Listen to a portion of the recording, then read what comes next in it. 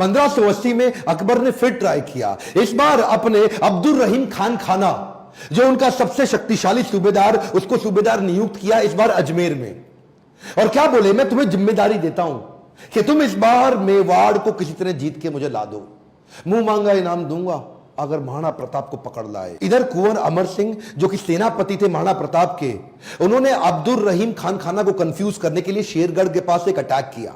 अब्दुल रहीम खान खाना का जैसे ही ध्यान भटका, कुंवर अमर सिंह उधर उनकी बेगम सहित उनके परिवार को बंदी बना के ले आया, उनकी बहु बेटियों को ले आया। पर जैसे ही महाराणा प्रताप को बात पता चली, उनको बड़ी आत्मग्लानि हुई, बहुत बुरा महसूस हुआ। आज भी यह बात सब जानते हैं कि महाराणा प्रताप स्त्रियों की बहुत सम्मान किया करते थे। अब्दुल रहीम खान खाना की पत्नी, उनकी बेटी, उनकी बहू, उनके बच्चों, सबको पूरे सम्मान के साथ कहा वापस छोड़ के आओ, वापस लेके आओ, युद्ध जंगे मैदान में करेंगे, औरतों को नहीं, औरतों की इज्जत पूरी इज्जत से वापस करेंगे। हल्दी घाटी का युद्ध इतना खौफनाक था कि 300 साल के बाद भी आज वो हल्दी वाली मिट्टी, उससे खून निकलता था। आज भी तलवारों के जत्थे मिट्टी के नीचे से निकलते थे। इतना खौफ कि युद्ध के बाद भी सिक्का, करेंसी, मुद्रा अभी भी महाराणा प्रताप के नाम की चलती थी, अकबर के नाम की करेंसी तक नहीं चल पाई। अकबर इतना घबराता था उसके नाम से कि कहता था रात को सोने से पहले कोई महाराणा प्रताप का नाम मत लेना मेरे आगे।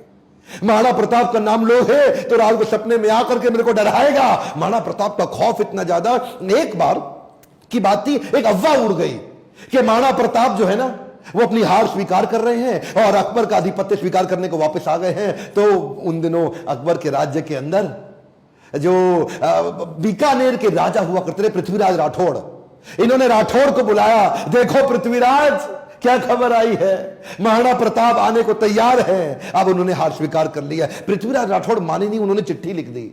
पृथ्वीराज राठौड़ ने तुरंत महाराणा प्रताप को एक पत्र लिखा और पत्र में लिखा कि मुझे विश्वास नहीं हो रहा यह बात सुन के कि क्या अब जंगल का शेर सियारों के साथ रहेगा, क्या सूर्य अब बादलों के पीछे छुप जाएगा, क्या चातक अब धरती का पानी पिएगा, क्या हाथी अब कुत्ते के जैसा जीवन बिताएगा, क्या तलवारें अब मयान के अंदर चली जाएंगी, राजपूतानी अब विधवा हो जाएगी। आपकी सौगंध, ये बात सुन के मेरा दिल कांप उठा है, मेरी मूछें तनी हुई नीचे चली गई हैं। कृपया आप ही बताएं ये बात कहां तक सही है। पृथ्वीराज राठौड़ का पत्र पढ़ते ही महाराणा प्रताप की आंखों में क्रोध से लाल हो उठी। महाराणा प्रताप कहने लगे, बादलों में वो क्षमता कहां है जो सूर्य को रोक सके, शेर की मार सह सके, ऐसे सियार ने कभी जन्म नहीं लिया। धरती का पीने के लिए पानी चातक की चोंच बनी ही नहीं है और कुत्तों की तरह जीवन जीने वाले हाथी की बात आज तक हमने सुनी ही नहीं। महाराणा प्रताप बोले, भूखा प्यासा रह के भी मेवाड़ की रक्षा करूंगा, अपने प्राण जाने दूंगा पर मेवाड़ नहीं जाने दूंगा।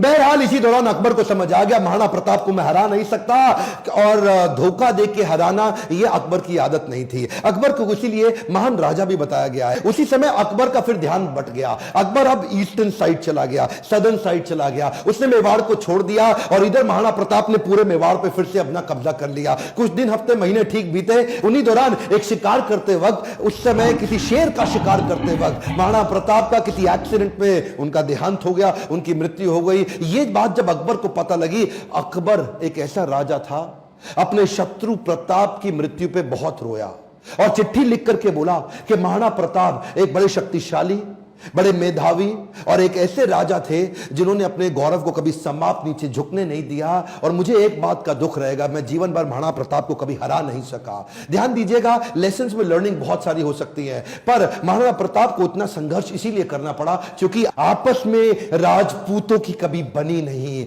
ध्यान दीजिएगा, जब जब घर टूटेगा आपका पड़ोसी आपको लूटेगा।